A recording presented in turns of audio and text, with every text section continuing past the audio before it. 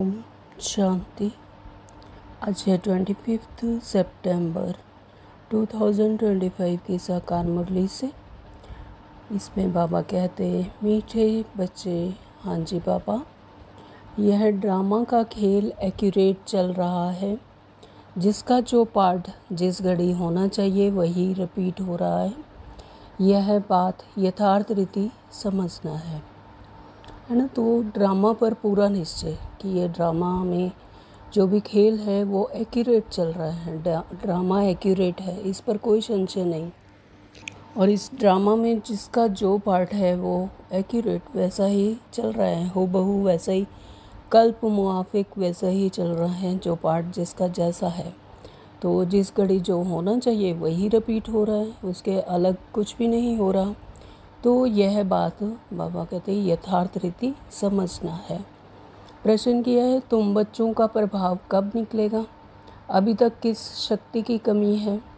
उत्तर है, जब योग में मजबूत होंगे तब प्रभाव निकलेगा, है ना। तो बाबा कहते हैं कि जो योग में मजबूत होंगे, है ना, जिनका योग मजबूत होगा, यानी परमात्मा से कनेक्टिविटी मजबूत है, योग मजबूत है, तब प्रभाव निकलेगा।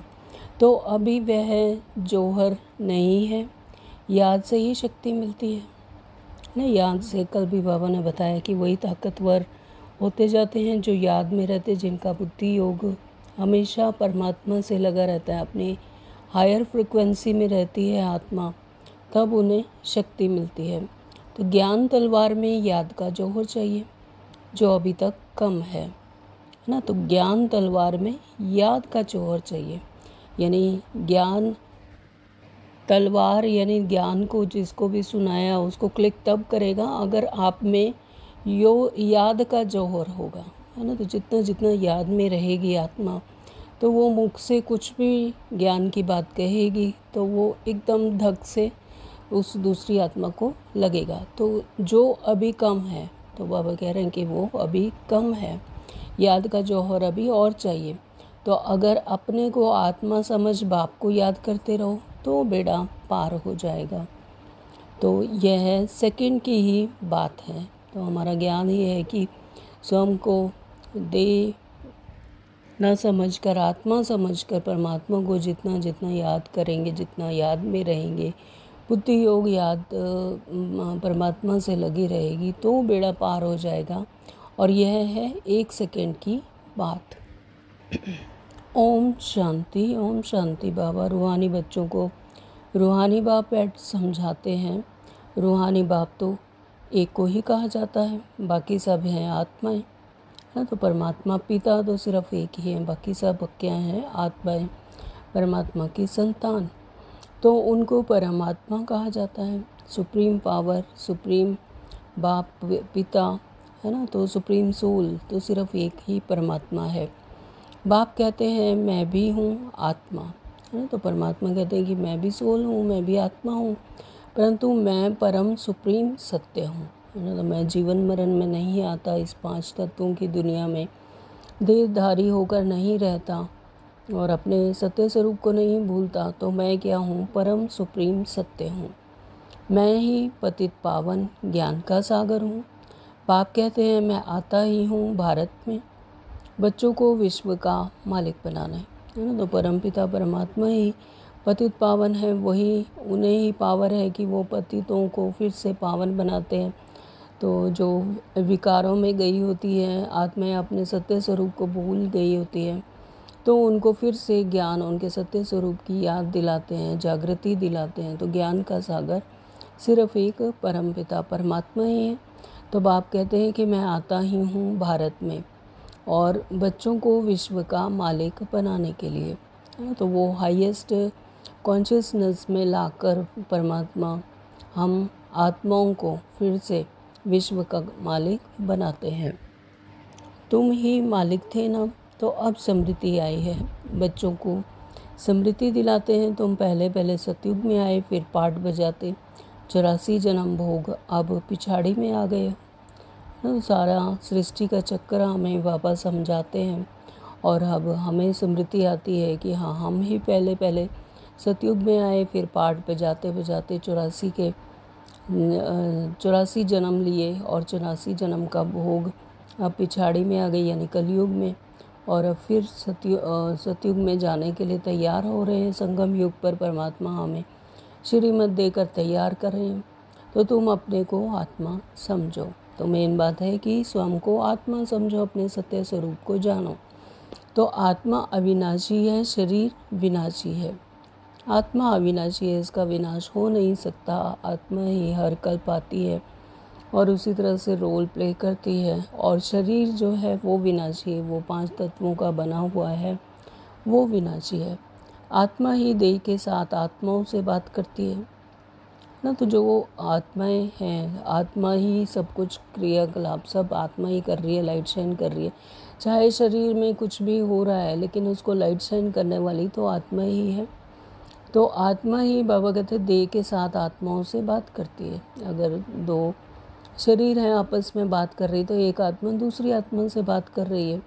आत्म अभिमानी होकर के नहीं रहते तो जरूर देह अभिमान में है। लेकिन बात यह है कि आत्मा अगर अपने सत्य स्वरूप में नहीं है, देह के वश है, तो वो देह भान में आकर बात करती है, यानी देह अभिमान में है। अगर देह अभिमानी होकर नहीं करते, ये अपनी आत्मिक स्मृति नहीं है, अपने आत्मा का सत्य स्वरूप का ज्ञान नहीं है कि मैं आत्मा हूँ, और उसके मूल गुण उस समय पर जागृत नहीं है, तो वो देह अभिमान में आकर, शरीर के वश होकर, देह अभिमान में होकर बात करती है, यानी कोई भी कार्य करती है। मैं आत्मा हूँ, यह सब भूल गए हैं, है ना। तो सभी मनुष्य यहाँ पर कलयुग में इसीलिए विकारों में हैं और रावण राज्य में है, रावण के माया के वश हैं, क्योंकि वो भूल गए हैं कि मैं आत्मा हूँ।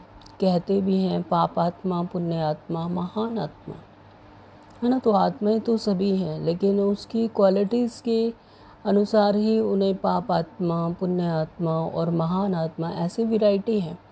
तो फिर वह परमात्मा तो नहीं बन सकते। परमात्मा तो जीवन मरण में नहीं आती। परमात्मा तो ज्ञान का सागर है। परमपिता परमात्मा तो सद्गति देते हैं और पतित से पावन बनाते हैं। तो ये सब जो क्वालिटीज़ हैं वो सिर्फ एक परमपिता परमात्मा की ही है। तो कोई भी अपने को शिव ना कह सके, है ना। तो कोई शिव अपने आप को नहीं कह सकते, क्योंकि वो सुप्रीम सोल है, वो ही शिव है, उन्हीं को ही शिव कहेंगे और किसी मनुष्य को नहीं कह सकते शिव। तो शरीरों के शिव नाम तो बहुतों के हैं, है ना। तो यहाँ पर स्थूल दुनिया में तो बहुतों के नाम, शरीरों के नाम शिव रख देते हैं, लेकिन वो शिव तो नहीं होते। आत्मा जब शरीर में प्रवेश करती है तो नाम पड़ता है, क्योंकि शरीर से ही पाठ बजाना होता है। आत्मा जब शरीर में प्रवेश करती है ना, तो इस स्थूल दुनिया में जब आकर आत्मा अपने रोल में घुसती है, यानी रोल में आती है, शरीर में आती है, प्रवेश करती है, तब उसका नाम डाला जाता है कि उसको एक अलग पहचान दी जाती है, रोल को एक अलग पहचान दी जाती है, इसलिए उसका शरीर का नाम रखा जाता है। शरीर से ही पाठ बजाना होता है।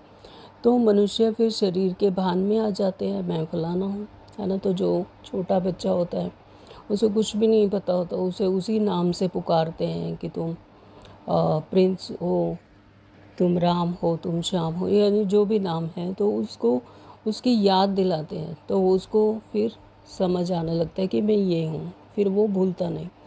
तो मनुष्य फिर शरीर के भान में आ जाते हैं, मैं तो फलाना हूँ। तो इसी तरह से उसको आदत पड़ जाती है कि मैं तो श्याम हूँ। श्याम कोई भी बोलेगा तो वो फटाफट वहाँ जाएगा, कि उसे पता लगेगा कि मैं ही हूँ, मुझे ही बुलाया जा रहा है। अभी समझते हैं हाँ मैं आत्मा हूँ, हमने 84 का पाठ बजाया है, लेकिन उससे शरीर धारण करने से पहले की स्थिति की अवस्था, है ना। तो बाबा कहते हैं कि उसको धारण करना है। तो अभी समझते हैं कि मैं आत्मा हूँ और हमने 84 का पाठ बजाया है। अभी हम आत्मा को जान गया हूँ। हम आत्मा सतो प्रधान थी, फिर अभी तमो प्रधान बनी हूँ। तो ये भी आत्मा इस श्रीमत के द्वारा जान गई है कि मैं ही पहले सतो प्रधान थी, और फिर 84 का चक्कर बजाते बजाते, रोल प्ले करते करते, जन्म दर जन्म लेते लेते फिर विकारों के वश हो गई, यानी तमो प्रधान बन गई, अपने सत्य स्वरूप को, जो कि मैं आत्मा रूप में आई थी इस सृष्टि पर, मैं उसको भूल गई, तो यानी तमो प्रधान बनी हूँ। तो बाप आते ही हैं तब जब सब आत्माएं पर कट लगी हुई होती है ना, तो जैसे कि सुई होती है उस पर जांक लग जाता है, तो वो उससे चुंबक से, है ना, खिंचाव नहीं होता उसका। इसी तरह से जब आत्मा पर इस 5 तत्वों की दुनिया के विकार कट चढ़ी हुई होती है, तो बाबा कहते कि फिर उसको कशिश नहीं होती परमात्मा की। तो जब ऐसी अवस्था हो जाती है तो परमात्मा खुद आते हैं अपने बच्चों को जागृति दिलवाने के लिए। तो जैसे सोने में खाद पड़ती है ना, तो तुम पहले सच्चा सोना हो, फिर चांदी, फिर तांबा, फिर लोहा पढ़कर तुम बिल्कुल काले हो गए, है। तो ये स्थूल दुनिया की बातें हैं कि सोना, चांदी, तांबा, लोहा, तो इसकी क्वालिटी वाइज हम जानते हैं। इस देह भान में आने से हमें पता है इसकी क्वालिटी कैसे होती है। सोना सबसे बेस्ट होता है, फिर चांदी, फिर तांबा, फिर लोहा। तो बाबा ने इनको ही सिंबॉलिकल बताया कि ऐसे ही आत्मा में खाद पड़ती जाती है। तो आत्मा जब सतो प्रधानता में होती है तो सोने मुआफिक होती है, फिर चंद्रवंशी बनती है, यानी उसमें क्वालिटीज़ थोड़ी कम हो जाती है, धीरे धीरे देह भान आना शुरू हो जाता है और अपने आत्मिक स्वरूप को भूल जाती है, अपने जो मूल गुण हैं, जो उसकी वास्तविक क्वालिटीज़ हैं, उन्हें भूल जाती है। तो फिर धीरे धीरे वो तांबा बन जाती है, फिर लोहा बन जाती है। जब बिल्कुल ही नो क्वालिटीज़ हो जाती हैं, कोई भी क्वालिटी नहीं रहती, कोई भी कलाएं नहीं रहती आत्मा में, तो वो बिल्कुल विकारी बन जाती है, यानी लोहा बन जाती है ना। तो यह बात और कोई समझा ना सके, फिर सिर्फ परमात्मा ही हमें ये कि जो कि दूर से मतलब साक्षी होकर इस सारे ड्रामा को, सृष्टि को देखते हैं, तो वही हमें समझा सकते हैं, वो और कोई समझा ना सके। सब कह देते हैं आत्मा निर्लेप है, खाद कैसे पड़ती है यह भी बाप ने समझाया, है ना। तो सभी कह देते हैं कि आत्मा तो निर्लेप है, लेकिन है कैसे वो नहीं पता। कि खाद कैसे पड़ती है यह भी बाप ने समझाया है बच्चों को। बाप कहते हैं मैं आता ही भारत में हूँ। हाँ, तो भारत ही वो खंड था जहाँ पर ये महान आत्माएं थी और स्वर्ग था, सतो प्रधान दुनिया थी। तो बाबा कहते कि मैं भारत में ही आता हूँ, और जब बिल्कुल तमो प्रधान बन जाते हैं तब आता हूँ। और जब कोई गुंजाइश नहीं रहती आत्मा को दुख और अशांति में से लिबरेट होने की, तब परमात्मा को पुकारते हैं, परमात्मा तब आते हैं तमो प्रधान। जब सारी आत्माएं तमो प्रधान बन जाती हैं, अपने आत्मिक स्वरूप को भूल जाती हैं, एक्यूरेट टाइम पर आते हैं। जैसे ड्रामा में एक्यूरेट खेल चलता है ना, तो जो पार्ट जिस घड़ी होना होगा तो उस समय फिर रिपीट होगा, है ना। तो ये कि हर कल्प की बात है कि हर कल्प इसी तरह से एक्यूरेट खेल चलता है, और जिस घड़ी जिसका पार्ट होता है वो उसी घड़ी अपने आप आते हैं, और इसी समय पर वो रिपीट होता है पार्ट।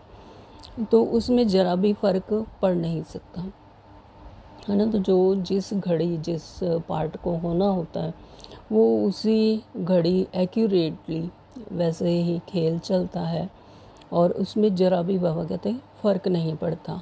वह है हद का ड्रामा और यह है बेहद का ड्रामा। तो जैसे हद का ड्रामा चलता है, नाटक होता है, तो इसी तरह से यह भी क्या है, सृष्टि चक्र का बेहद का ड्रामा। तो यह सब बहुत महीन समझने की बातें हैं। तो यह बहुत ही सूक्ष्म बातें हैं, गहरी बातें हैं, मनन चिंतन की बातें हैं। तो ये बहुत महीन बातें हैं जो महीन बुद्धि से ही समझी जा सकती हैं। बाप कहते हैं तुम्हारा जो पाठ बजा वह ड्रामानुसार। कोई भी मनुष्य मात्र न रचयिता को न रचना के आदि मध्य अंत को जानते हैं। ऋषि मुनि भी नेति नेति करते चले गए। हाँ, तो जब तक परमात्मा ने हमें एक्यूरेट ज्ञान नहीं दिया, सच्ची सच्ची गीता जब तक नहीं सुनाई, तब तक हम नहीं जानते थे। जो ऋषि मुनि इतने जिन्होंने तपस्या की परमात्मा को पाने के लिए और इतने इतने कठिन तप किए, तो वो भी नीति नीति करते गए, यानी वो भी नहीं समझ सके। वो भी कहने लगे कि आगे हमें नहीं पता। तो अब तुमसे कोई पूछे रचयिता और रचना के आदि मध्य अंत को जानते हो, क्वेश्चन मार्क, तो तुम झट कहेंगे हाँ। सो भी तुम सिर्फ अभी ही जान सकते हो, फिर कभी नहीं।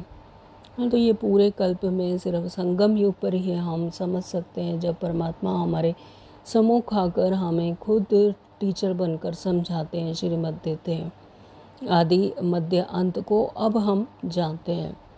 तो ये सारे कल्प में फिर कभी नहीं होता, तो परमात्मा पूरे कल्प फिर नहीं मिलता, सिर्फ इस संगम युग पर ही परमात्मा हमें मिलते हैं।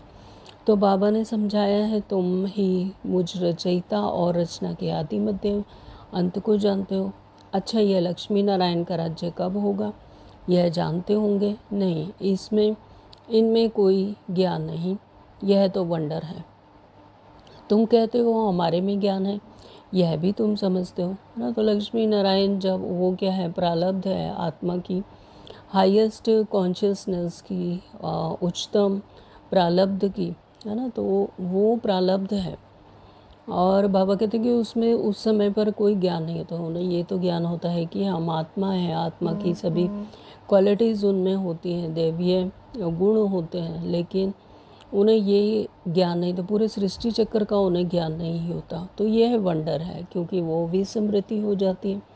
तुम कहते हो हमारे में ज्ञान है, तो यहाँ पर संगम युग की यही विशेषता है कि यहाँ पर आत्माएं परमात्मा के सम्मुख होती हैं, और परमात्मा की सारे सृष्टि चक्र का, इस तीनों लोकों का, तीनों कालों का सबके ज्ञाता होते हैं, ज्ञान होता है।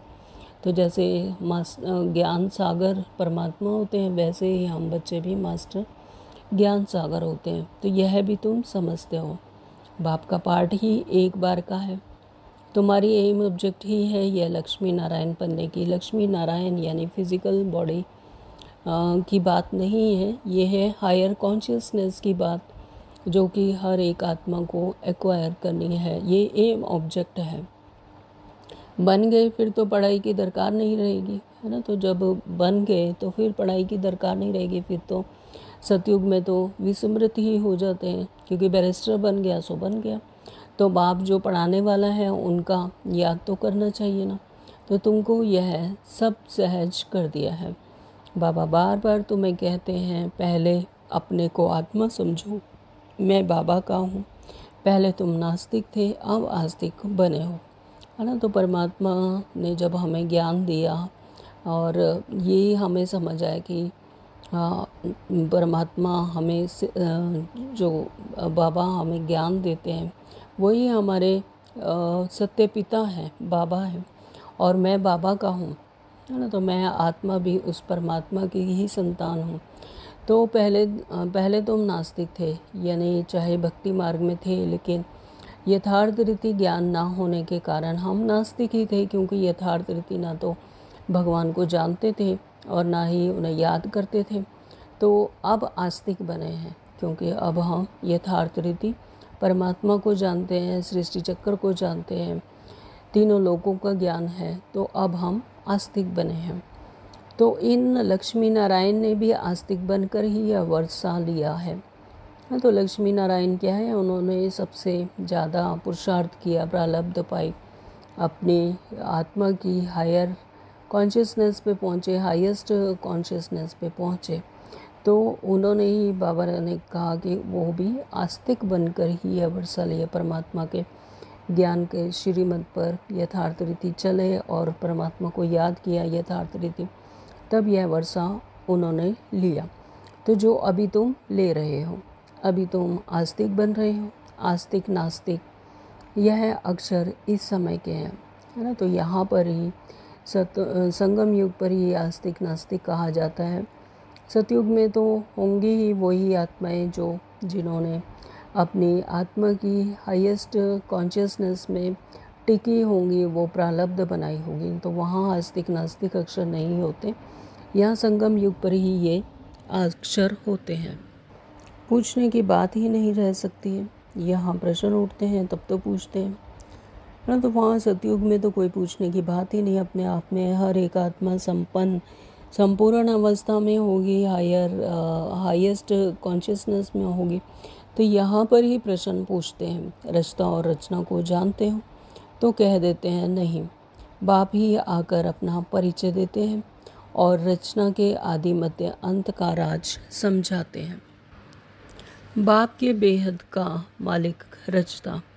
बाप है बेहद के मालिक का रचता। तो बच्चों को समझाया गया है और धर्म संस्थापक भी यहाँ ज़रूर आते हैं। तुमको साक्षात कराया था इब्राहिम, क्राइस्ट आदि कैसे आते हैं? वह तो पिछाड़ी में जब बहुत आवाज़ निकलेगा तब आएंगे। तो इब्राहिम, क्राइस्ट आदि कैसे आते हैं? तो ये भी क्या है, आत्मा की कॉन्शियसनेस की ही अथॉरिटी है। तो मतलब उस टाइम पर या उस टाइम की जो धर्म संस्थापक हैं, उस समय के जो आत्माएं हैं, तो उनका ड्रामानुसार जैसा पार्ट होगा तो वो भी उसी समय ही निकलेंगे। तो बाबा कहते हैं कि पिछाड़ी में बहुत आवाज़ निकलेगा तब आएंगे। तो जब उनकी कॉन्शियसनेस उस स्टेज की कॉन्शियसनेस होगी तब वो आएंगे। तो बाबा कहते हैं कि बाप कहते हैं बच्चे दे सही दे के सब धर्मों को त्याग कर मुझे याद करो, है ना। तो धर्मों की बात नहीं है यहाँ पर, सिर्फ आत्मा परमात्मा को याद करती है, अपने आप को आत्मा समझकर। अभी तुम सम्मुख बैठे हो, अभी परमात्मा हमारे सम्मुख हैं और हम उनके सम्मुख बैठे हैं। तो अपने को दे नहीं समझना है, मैं आत्मा हूँ, है ना। तो मैं अपने को दे नहीं समझना है और मैं आत्मा हूँ। अपने को आत्मा समझ बाप को याद करते रहो तो बेड़ा पार हो जाएगा। तो आत्मा की स्थिति में तो सभी आत्माएं एक ही तरह की, एक ही स्वरूप की हैं, निराकार हैं, है ना। तो रोल लेकिन अलग अलग हैं। जो ये इब्राहिम, क्राइस्ट या धर्म संस्थापक गुरु नानक, है ना, तो जो भी धर्म संस्थापक हैं तो वो क्या है, असल में तो वो रोल हैं। तो जो उस सृष्टि चक्कर पर ड्रामानुसार उन्हें मिले हैं और वो उसी तरह से रोल प्ले करेंगे। तो बाबा इसीलिए कहते हैं कि किसी भी धर्मों का त्याग करना, धर्मों में नहीं उलझना, सिर्फ वो अपने को आत्मा समझ मुझे याद करो और अपने को दे नहीं समझना है, मैं आत्मा हूँ। अपने को आत्मा समझ बाप को याद करते रहो तो बेड़ा पार हो जाएगा। सेकंड की बात है, जैसे ही यह निश्चय हुआ कि मैं आत्मा हूँ और परमात्मा पर निश्चय हो, तो ये क्या है, सेकंड की बात, तो बेड़ा पार। तो मुक्ति में जाने के लिए ही भक्ति आधा कल्प करते हैं, लेकिन कोई भी आत्मा वापस जा नहीं सकती, है ना। तो भक्ति मार्ग में भी हम सब ने भी ऐसे ही किया कि मुक्ति में जाने के लिए, पहले ऐसा ही था कि मुक्ति में जाने के लिए भक्ति करते हैं और भक्ति आधा कल्प की कि इस जीवन मरण में, इस मनुष्य चूल्हे में दोबारा नहीं आना है, तो सिर्फ भक्ति करके मुक्ति में चले जाए। लेकिन बाबा कहते हैं कि मुक्ति में तो कोई वापस ऐसे जा ही नहीं सकती आत्मा, वापस इस रोल में प्ले करने आना ही होता है। ऐसा इसलिए कहते हैं क्योंकि आत्मा इतनी दुखी हो जाती है, अशांत हो जाती है, इस दुनिया से ही वैराग्य आ जाता है। तो ऐसा चाहती है कि इस जीवन मरण में ना आया जाए, इस सृष्टि में दोबारा फिर ना आया जाए, है ना। लेकिन जब आत्मा यहाँ पर सतो प्रधानता में हर तरह का सुख, आनंद और शांति में रहती है, तो फिर आत्मा इस सृष्टि चक्कर पर दोबारा आएगी ही, है ना। तो ये सिर्फ कलयुग की बातें हैं। जब आत्मा दुखी हो जाती है तो दुखों से लिबरेट होने के लिए ऐसा कहती है कि मुक्ति में जाने के लिए भक्ति करते हैं। 5000 वर्ष पहले भी बाप ने यह समझाया था कि अभी भी समझाते हैं। श्री कृष्ण यह बातें समझा नहीं सकते, उनको बाप भी नहीं कहेंगे। बाप है लौकिक, अलौकिक और पारलौकिक। तो बाप बाबा ने बताया लौकिक यानी इस शरीर में शरीरधारी जो इस स्थूल दुनिया में हमें पिता मिले हुए हैं। एक है अलौकिक यानी ब्रह्मा बाबा और पारलौकिक यानी परम पिता परमात्मा शिव। तो श्री कृष्ण यह बातें समझा नहीं सकते। श्री कृष्ण तो खुद शरीरधारी हैं, जीवन मरण में आते हैं, 5 तत्वों की दुनिया में आते हैं, तो वो ये बातें नहीं समझा सकते। सिर्फ परमपिता परमात्मा जो ज्ञान का सागर है वही हमें समझाते हैं। उन्होंने ही 5000 वर्ष पहले भी समझाया था, अभी फिर समझाते हैं। हद का बाप लौकिक और बेहद का बाप है पारलौकिक आत्माओं का। और एक यह है संगम युगी वंडरफुल बाप, इनको अलौकिक कहा जाता है यानी ब्रह्मा बाबा। तो प्रजापिता ब्रह्मा को कोई याद ही नहीं करते, वह हमारा ग्रेट ग्रैंडफादर है, यह बुद्धि में नहीं आता है। पहले भी है आदिदेव, है ना। तो ब्रह्मा बाबा को ही आदिदेव एडम कहा गया है। तो उन्हें ग्रेट ग्रेट ग्रैंडफादर भी कहते हैं, परंतु कहने मात्र। मंदिरों में भी आदि देव का चित्र है ना, तो तुम वहाँ जाएंगे तो समझेंगे यह तो हमारा ही यादगार है ना। तो मंदिरों में जाते हैं तो अब हमें ज्ञान समझ आ गया, तो हमें समझ आता है कि अरे ये तो हमारा ही यादगार है। तो बाबा भी बैठे हैं, हम भी बैठे हैं, तो यहाँ बाप चैतन्य में बैठे हैं, वहाँ जड़ चित्र में रखे हैं, तो ऊपर में स्वर्ग भी ठीक है। जिन्होंने मंदिर देखा है वे जानते हैं बाबा हमको अब चैतन्य में राजयोग सिखा रहे हैं। फिर बाद में मंदिर बनाते हैं, तो यह स्मृति में आना चाहिए कि अब सब हमारे यादगार हैं। तो यह लक्ष्मी नारायण अब हम बन रहे थे, फिर सीढ़ी उतरते आए हैं, अब फिर हम घर जाकर राम राज्य में आएंगे। तो पीछे होता है रावण राज्य, फिर वह हम वाम मार्ग में चले जाते हैं। बाप कितना अच्छी रीति समझाते हैं। इस समय सभी मनुष्य मात्र पतित हैं, इसलिए पुकारते हैं हे पतित पावन, आकर हमको पावन बनाओ, दुख हर कर सुख का रास्ता बताओ। तो जब मनुष्य मात्र पतित हो जाते हैं, दुखों से अशांत हो जाते हैं और दर्द में होते हैं, तो फिर परमात्मा को पुकारते हैं कि हे परमात्मा हमें इन दुखों से लिबरेट करो, पतित पावन आकर हमको फिर से पावन बनाओ, तो दुख हर कर सुख का रास्ता बताओ। तो कहते हैं भगवान जरूर कोई वेश में आ जाएगा। अब कुत्ते बिल्ली या ठिकर भीतर में आदि में तो नहीं आएंगे, गाया ही हुआ है भाग्यशाली रथ पर आते हैं, है ना। तो जब ऐसे कहते हैं कि भगवान जरूर किसी न किसी वेश में आते हैं, ऐसे स्थूल दुनिया में कहा जाता है, तो अब ये तो पता है कि कोई कुत्ते बिल्ली यानी जानवर या ठिकर भीतर आदि में तो नहीं आएंगे, गाया ही हुआ है भाग्यशाली रथ पर आते हैं। तो भाग्यशाली रथ कौन सा है? ब्रह्मा बाबा। तो बाबा खुद कहते हैं कि मैं इस साधारण रथ में प्रवेश करता हूँ, यानी ब्रह्मा बाबा के शरीर का आधार लेते हैं, उनके शरीर का रथ में आते हैं। तो गाया हुआ है भाग्यशाली रथ पर आते हैं। बाप खुद कहते हैं मैं साधारण रथ में प्रवेश करता हूँ। यह अपने जन्मों को भी नहीं जानते हैं, तुम अभी जानते हो। इनके बहुत जन्मों के अंत में जब वानप्रस्थ अवस्था होती है तब मैं प्रवेश करता हूँ। तो ब्रह्मा बाबा के भी 60 इयर्स की एज के बाद, यानी वानप्रस्थ अवस्था, रिटायरमेंट, आफ्टर रिटायरमेंट एज भी कहा जाता है, या वाणी से परे की अवस्था, है ना। वाणी से परे की अवस्था, जो भी अभी आत्म ज्ञान ले रही हैं वो चाहे किसी भी एज की हैं, 20, 30, 40, 50, तो वो सब क्या है? वानप्रस्थ अवस्था है उनकी। इस समय पर वानप्रस्थ अवस्था है, वानप्रस्थ अवस्था में ही ज्ञान ले रही हैं। भक्ति मार्ग में पांडवों के बहुत बड़े बड़े चित्र बनाए हैं।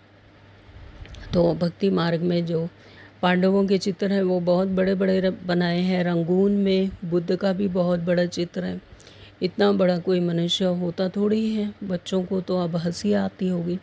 रावण का भी चित्र कैसे बनाया है, दिन प्रतिदिन बड़ा करते जाते हैं। यह क्या चीज़ है जो हर वर्ष जलाते हैं? ऐसा कोई दुश्मन होगा?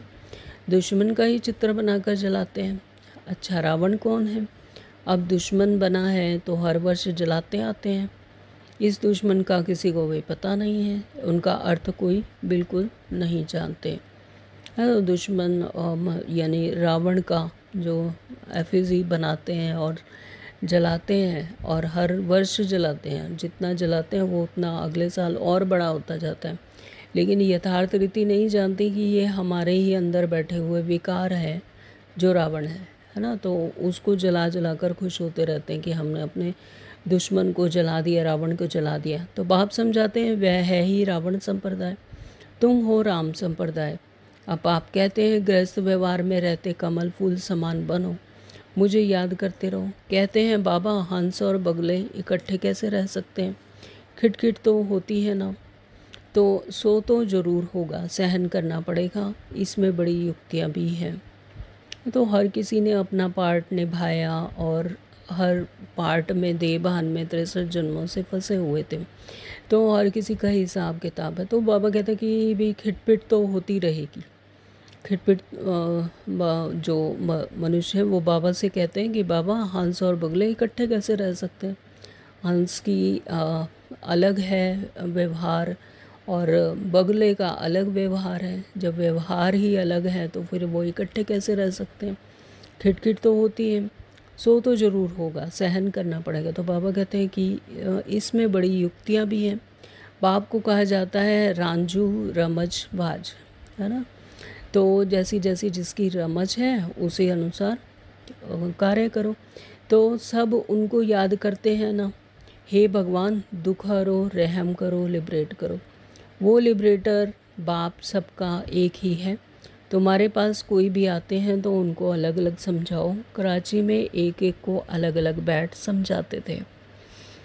तो बाबा कहते हैं कि युक्ति रचकर, युक्ति अनुसार हर एक आत्मा का अलग पार्ट है और वो उसी अनुसार परिस्थितियाँ उसे घेरी हुई होती हैं, क्योंकि 63 जन्मों से यहाँ पर देह भान में आकर सभी ने अपने कर्म विकर्म किए और हर एक पार्ट को मैं और मेरा कहा, है ना। तो उस अनुसार उसके परिस्थितियाँ उसके सामने आ रही हैं। लेकिन यहाँ पर जब हम आत्मिक स्मृति में रहकर उसे मैं और मेरा नहीं लगाते, सिर्फ सहन करना यानी उसे सिर्फ साक्षी होकर देखते हैं, तो उससे बच जाते हैं। तो बाबा कहते हैं कि हे भगवान, बच्चे कहते हैं हे भगवान दुख हरो, रहम करो, लिबरेट करो। तो लिबरेट यही करते हैं, परमात्मा हमें श्रीमत देते हैं कि आत्मिक स्मृति में रहकर मुझे याद करो। आत्मा खुद को आत्मा समझकर दे और दे के संबंधों को भूल मुझे याद करो।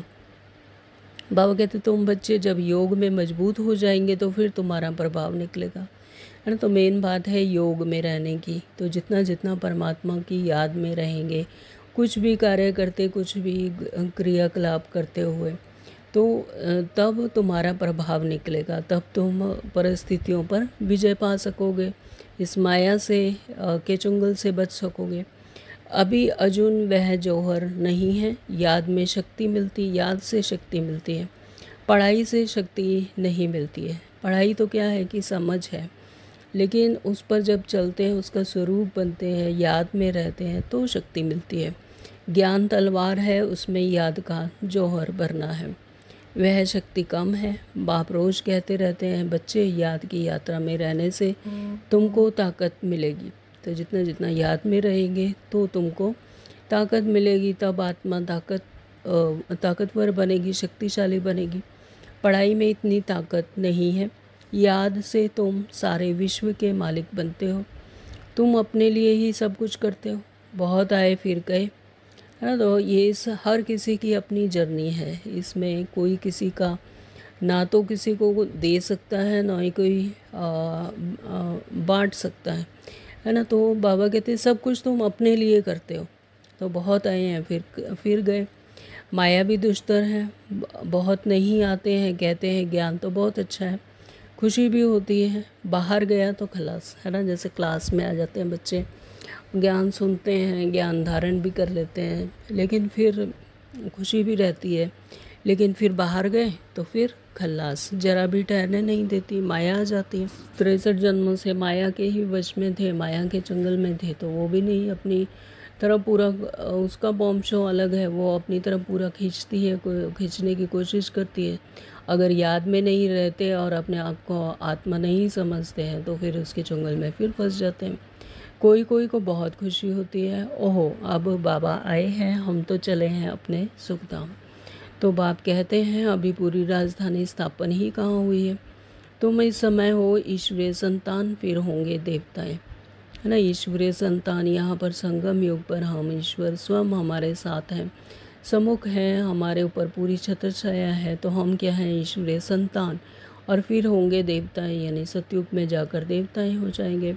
तो डिग्री कम हो गई ना, तो मीटर में पॉइंट होती है, इतनी पॉइंट कम, तुम अभी एकदम ऊंच बनते हो। यानी संगम युग और अगर सतयुग का भी कंपैरिजन किया जाए तो यहाँ पर संगम युग को डायमंड एज कहा जाता है, क्योंकि परमात्मा हमारे साथ हैं और हमें तीनों कालों का, तीनों युगों का और तीनों लोकों का ज्ञान है, पूरी सृष्टि चक्कर का ज्ञान है। परमात्मा को जानते हैं हम, अपनी आत्मा को जानते हैं, अपनी अवस्थाओं को जानते हैं। लेकिन सतयुग में सिर्फ वहाँ पर प्रारब्ध भोगते हैं और आत्मा अपनी हायर कॉन्शियसनेस में तो रहती है, लेकिन इस सृष्टि के चक्कर को नहीं जानती। है ना। स्वदर्शन चक्रधारी भी हम संगम युग पर ही होते हैं, ये यहीं की यादगार है। तो बाबा कहते हैं कि तुम अभी एकदम ऊंच बनते हो, फिर होते होते नीचे आ जाते हो, सीढ़ी नीचे उतरना ही है। अब तुम्हारी बुद्धि में सीढ़ी का ज्ञान है, चढ़ती कला सर्व का भला। तो फिर धीरे धीरे उतरती कला होती है। शुरू से लेकर इस चक्कर को अच्छी रीति समझना है। इस समय तुम्हारी चढ़ती कला होती है। तो संगम युग पर हमारी क्या होती है? चढ़ती कला होती है, क्योंकि बाप साथ है ना। तो ईश्वर जिसको मनुष्य सर्वव्यापी कह देते हैं, वह है बाबा। मीठे मीठे बच्चे कहते रहते हैं, है ना। तो जो मनुष्य भान में, देह भान में आकर परमात्मा को सर्वव्यापी कह देते हैं, और लेकिन बाबा फिर भी हर एक बच्चे को मीठे मीठे बच्चे कहते रहते हैं। बाबा के लिए तो सभी उनकी संतान हैं, तो उन्हें वो उतना ही स्नेह देते हैं। तो और बच्चे फिर बाबा बाबा कहते रहते हैं। तो जैसे बाबा हमें कहते हैं मीठे मीठे बच्चे, वैसे ही हम भी कहते रहते हैं बाबा बाबा। तो बाबा हमको पढ़ाने आए हैं, आत्मा पढ़ती है, आत्मा ही कर्म करती है। तो हम आत्मा शांत स्वरूप है ना। तो शांत स्वरूप हमारा मूल गुण है। आत्मा का स्वरूप ही शांत है, तो आत्मा शांत स्वरूप है। तो इस शरीर द्वारा कर्म करती हूँ। अशांत अक्षर ही तब कहा जाता है जब दुख होता है। जब दुखी होती है आत्मा और अशांत होती है, तभी उसे अशांत कहा जाता है। बाकी शांति तो हमारा स्वधर्म है। तो अपने स्वधर्म में, अपने सत्य स्वरूप में तो आत्मा हमेशा ही शांत है। तो शांति तो हमारा क्या है? स्वधर्म, अपना धर्म। तो बहुत कहते हैं मन की शांति हो, अरे आत्मा तो शांत, स्वयं शांत स्वरूप है ना। तो मन की शांति के लिए कितने कितने आजकल दुनिया में भी कितनी तरह के योग हैं, कितनी इस तरह के मेडिटेशंस हैं जो शांति दिलाते हैं, शांति के योग करवाते हैं। लेकिन बाबा कहते हैं अरे शांत तो तुम तो हो ही शांत स्वरूप, तुम्हारा घर ही है शांति धाम, तुम अपने को भूल गए हो। तुम तो शांति धाम में ही तो रहने वाले थे, तो शांति वहाँ ही मिलेगी। आजकल कहते हैं एक राज्य, एक धर्म, एक भाषा हो, one cast, one religion, one God. अब गवर्नमेंट लिखती भी है वन गॉड है, फिर सर्वव्यापी क्यों कहते हैं? क्वेश्चन मार्क, है ना। तो जब कहते हैं गॉड इज़ वन, तो फिर सर्वव्यापी क्यों कह देते हैं? तो वन गॉड तो कोई मानता ही नहीं, कह देते हैं लेकिन मानते नहीं। तो अब तुमको फिर यह लिखना है, लक्ष्मी नारायण का चित्र बनाते हो, ऊपर में लिख दो कि सतयुग में जब इनों का राज्य था तो one God, one deity religion था। परंतु मनुष्य कुछ समझते नहीं है, अटेंशन ही नहीं देते, है ना। तो उनको क्लिक ही नहीं करता, क्योंकि देह भान में है, मनुष्य योनि में है, तो यहाँ पर स्थूल दुनिया में फंसे हुए हैं। तो उनको ये बात अंदर से कशिश नहीं होती, इसलिए अटेंशन नहीं देते। अटेंशन उनका जाएगा जो हमारे ब्राह्मण कुल का होगा, यानी जो परमात्मा को जानते हैं, अपने सत्य स्वरूप को जानते हैं, है ना। तो उनका मनन चिंतन चलेगा, वो अटेंशन देंगे, और कोई नहीं समझेंगे। इसलिए बाबा कहते हैं अलग अलग बिठाओ फिर समझाओ, फॉर्म भराओ तो मालूम पड़ेगा, क्योंकि कोई किसी को मानने वाला होगा, कोई किसको, है ना। तो फॉर्म भरवाएंगे तो उसमें सब कुछ पता चल जाएगा कि कौन किसको मानता है, कोई किसको मानता है। तो उस अनुसार उन्हें समझाया जा सकता है। युक्ति से सबको इकट्ठा कैसे समझाएंगे? अपनी अपनी बात सुनाने लग पड़ेंगे। तो पहले तो पूछना चाहिए कहाँ आए हो? बीके का नाम सुना है? प्रजापिता ब्रह्मा तुम्हारा क्या लगता है? कभी नाम सुना है ना। तो इस तरह से बाबा कहते हैं पूछना चाहिए। तुम प्रजापिता ब्रह्मा की संतान नहीं हो, हम तो प्रैक्टिकल में हैं। हो तुम भी, परंतु समझते नहीं हो, समझाने की बड़ी युक्ति चाहिए, है ना। तो बाबा इस तरह से युक्तियाँ बता रहे हैं कि इस तरह से हर एक आत्मा को इस तरह से समझाना है कि तुम प्रजापिता ब्रह्मा की ही संतान हो, तुम शिव बाबा की संतान हो। तो हम तो प्रैक्टिकल में हैं, तो क्या तुम भी हो? यह समझते नहीं हो। तो बाबा कहते हैं युक्ति से, बड़ी युक्ति से समझाना चाहिए। अच्छा, मीठे मीठे सिक्ल दे बच्चों प्रति माता पिता बाप दादा का याद प्यार और गुड मॉर्निंग। रूहानी बाप की रूहानी बच्चों को नमस्ते। हम रूहानी बच्चों की रूहानी माता पिता बाप दादा को याद प्यार और गुड मॉर्निंग। नमस्ते जी, शुक्रिया बाबा, आपका दिल से बहुत बहुत शुक्रिया। धारणा के लिए मुख्य सार में बाबा ने कहा, नंबर 1, मंदिरों आदि को देखते सदा यह स्मृति रहे कि यह सब हमारे ही यादगार हैं ना। तो मंदिरों आदि में जाते हैं तो बाबा हमें समझाते हैं कि हम सतयुग में हम ही तो थे जो देवताएं थे, और फिर धीरे धीरे आते कलयुग में खुद ही पुजारी बन गए। तो बाबा कहते कि मंदिरों को जब देखते हैं तो यह स्मृति रहे कि यह हमारे ही तो यादगार हैं। अब हम ऐसा लक्ष्मी नारायण बन रहे हैं। तो यानी वो हायर कॉन्शियसनेस, हाईएस्ट कॉन्शियसनेस, उच्चतम श्रेष्ठ आत्मिक स्मृति फिर से जागृत कर रहे हैं, फिर से बन रहे हैं, लक्ष्मी नारायण फिर से बन रहे हैं, यानी वो अवस्था फिर से हमारी बन रही है। नंबर 2, बाबा ने कहा कि गृहस्थ व्यवहार में रहते कमल फूल समान रहना है ना। तो कमल फूल होता है कि वो नीचे बिल्कुल कीचड़ होता है लेकिन ऊपर वो बिल्कुल खिला हुआ रहता है, पवित्र रहता है। तो इस तरह से बाबा कहते हैं कि इस गृहस्थ व्यवहार में रहते हुए भी कमल फूल समान बहना रहना है, यानी देह भान में नहीं आना है, और गृहस्थ में रहते हुए भी पवित्र रहना है। तो हंस और बगले साथ हैं तो बहुत युक्ति से चलना है ना। तो इस दुनिया में हंस भी हैं, बगले भी हैं, हर तरह की आत्माएं हैं। तो बाबा कहते कि फिर बहुत युक्ति से चलना है, उनसे कोई उलझना नहीं है। स्वयं को भी आत्मा समझ, दूसरों को भी रोल के पीछे वो भी एक आत्मा है, और मेरी तरह ही इसका भी सत्य स्वरूप उतना ही पवित्र, उतना ही संपन्न है ना। तो ऐसा साक्षी होकर देखना है और सहन भी करना है, यानी कुछ भी देखते हुए उस सब से डिटैच, उपराम। वरदान दिया बाबा ने, एकता और संतुष्टता के सर्टिफिकेट द्वारा सेवाओं में सदा सफलता मूर्त भव। एकता और संतुष्टता के सर्टिफिकेट द्वारा सेवाओं में सदा सफलता मूर्त भव। बाबा ने कहा, सेवाओं में सफलता मूर्त बनने के लिए 2 बातें ध्यान में रखनी है।